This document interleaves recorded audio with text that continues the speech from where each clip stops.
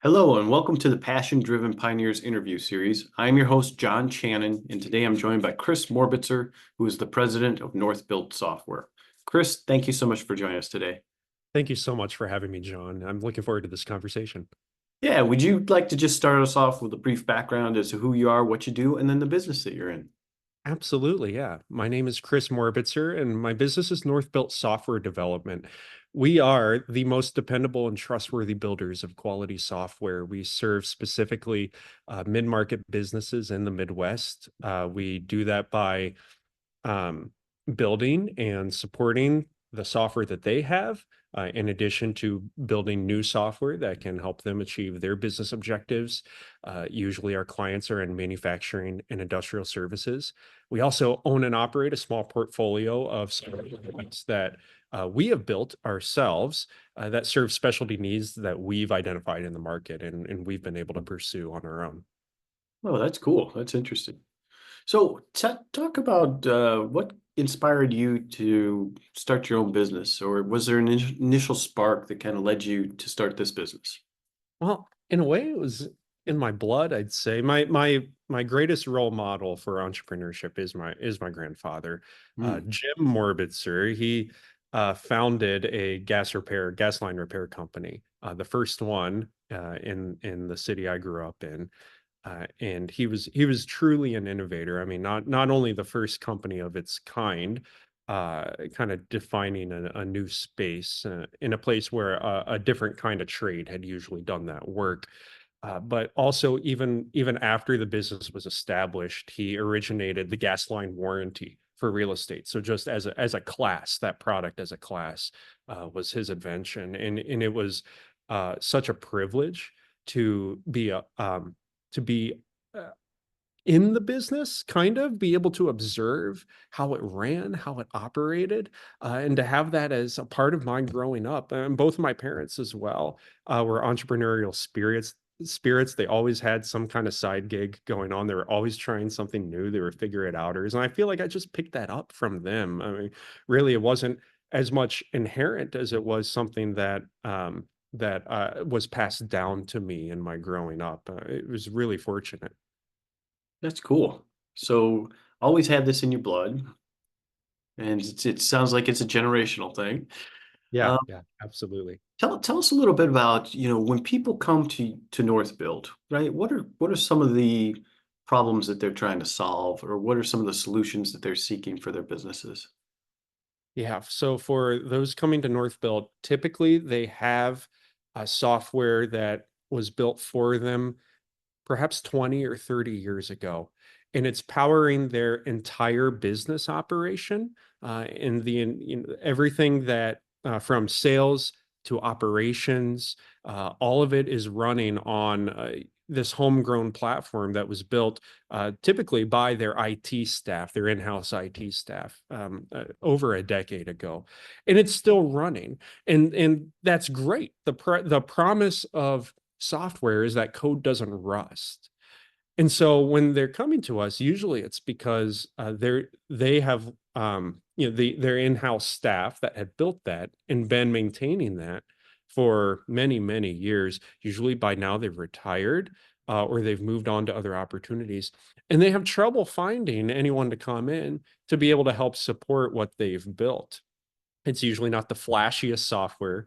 They're not, VC-backed firms solving, world peace or world hunger or anything like that, And so it's tough to attract the talent to come in-house to help them, and we are happy to do that. I love solving problems. It's just it's just another puzzle that I get to solve.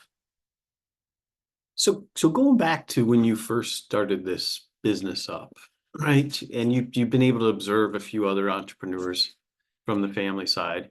Yeah. Um, as you were stepping into it, were there any misconceptions you had about getting a business up and going off the ground? Yeah, absolutely. So I was a software engineer by background. That's not actually what I went to college for, but I ended up coming back to it. I was a hobbyist, self-taught, in middle school when the internet was new. I learned how to build websites, and in high school, I continued down my path of learning how to program. And then after a detour into another field, which I still love, but is not my current profession, obviously, I returned to software, and I've been doing that professionally for a long time. And when it was time to find something new and to branch out, I thought, well, I'm a skilled software engineer. I'm good at solving problems. I had been helping a few folks on a freelance basis here and there. So I know I can interact with clients and understand and discover their problems and work through solutions with them. I know I can do all this. So why can't I go out on my own and hang out my own shingle? And I actually have a partner as well, and so the two of us joined together and said, we're good, competent software engineers. So let's start a software engineering business. And I'd say that was our first biggest misconception, was that we thought that doing the work was the same as running a business. And it's not. Growing, building, and running a business, it's a separate skill. And what a crash course it has been starting a business for us. That was 5 years ago. And having to learn on the fly, oh boy, how do I do this? How do I run a business? It's almost like I've had to pull together my own MBA program in order to figure this out, because it's not the same as the skill of software engineering, or for anyone running a business, whatever that skill is. Okay, that's really good. So tell us, so 5 years in, um, are you where you thought you'd be with respect to your business right now?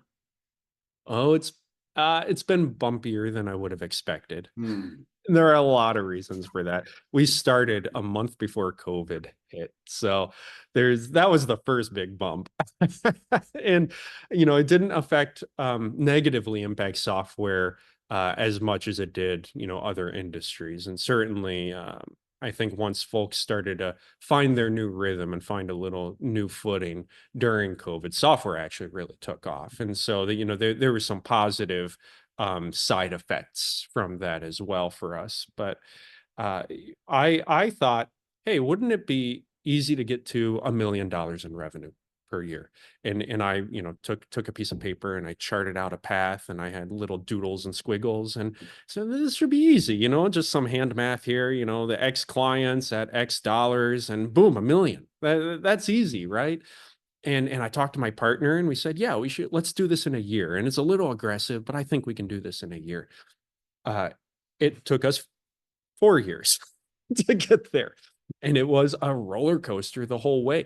And there was at least one moment where we seriously considered folding the business and saying, I don't know if this can continue as a going concern. And that was before we had reached $1 million. So for us, it was a really bumpy path to get to where what we thought would take 1 year took 4. And now we're realizing, as we start to set new goals for where we're taking the business now, uh, we expect it's going to be just as bumpy, if not bumpier, as we continue to go forward. And that's playing a role in our goal setting as well. That's interesting. That's good, because I've had somebody on the show that said, it's getting your first million's a lot harder than getting your fifth million. Well, I hope that's the case. I don't have my 5th million yet, so I'll let you know. All right. Well, that sounds good. So talk about your business, and, you mentioned some of the bumpiness, but how do you guys stay adaptable and open to change and innovative in what you're doing? Yeah. So more fundamentally than that is that we actually use a mashup of a couple different business operating frameworks that each of them prescribe a regular cadence where we sit down and work on the business, on strategic issues, and look for opportunities and threats that might be coming up. That's a part of that. And for those frameworks, the one that we draw inspiration from is Scaling Up by Vern Harnish. And the other one would be the Entrepreneur's Operating System, or EOS. And that's from Gino Wickman's book Traction. And so we've kind of taken a mashup of a little these frameworks, from both of these frameworks, to create the rhythm and the cadence that our business operates, and we've baked into that, that's included in there just by default. We don't have to think about it. Time set aside to think strategically and look forward to what are the opportunities and threats coming up, so we can get ahead of those. And especially for us, we're in technology. Technology is rapidly changing all the time because it's just bits and bytes, and you can shift them around, and it costs very little to do. And so change can happen very fast, and it does. And for us and our clients' businesses, we need to stay abreast of those changes. We need to be the experts. We need to help our clients identify how technology is going to present new opportunities for their business if they get ahead of it, or threaten their business if they don't. In a short 5 years, when we started, Internet of Things was all the rage. IoT, that's like your internet enabled kitchen appliances and such, the robotic home. And then, even since then, 3D printing has really taken off. The big one, of course, is artificial intelligence. Everybody's talking about AI right now. And in the background, the one that doesn't get a lot of attention, probably because it's at least a decade away, if not much more, is quantum computing. And that doesn't get a lot of press or attention or talk right now, but in 20 years, certainly expect that one to come up. And that's one, if you're in cryptography or security or cybersecurity, any of those, you really need to be thinking about quantum computing, because that will radically shift the landscape for those fields. That's really pretty interesting. You're not the first person to come on the show mention this quantum computing and AI having an impact, right now. But I think it's an interesting topic, and I'm looking forward to learning more about it as we go forward. So am I. Yeah. So I'm going to ask you and I ask this question too. If you could wave a magic wand, right? You're Mhm. 5 years in, and you could change one thing about your business right now. What would it be? Mm. It is tempting to say that I could wish all of the hard times away and only have the good times. But really, those hard times, I'm so grateful for them, because all of the lessons, all of the knowledge and skill that I talk about, having to put together my own little MBA crash course, all of that came from those hard lessons. Most of them. I'm not as humble as I wish I were, and so I don't draw as much from learning from other people's hard lessons. Sometimes I have to have those hard times myself before I learn those. So if I could wave a magic wand, I actually think what I would do is I would be able to learn all of these lessons without the hard experiences that come with them. Sometimes you don't learn them quite as well, though. No, I know. It's Oh, true. that's great. So let's focus a little bit on the future. You Sure. mentioned some of the things that are coming down the pipes here, but could you offer us a glimpse into your future plans and goals that you have for your business? Yeah, yeah. So, we talked a little bit about growth and, the first million and the fifth million. And for us, that's kind of where we're looking ahead now. And um, you know, when I had started, I thought that business growth, even through the first few years, I thought the business growth was more like steps.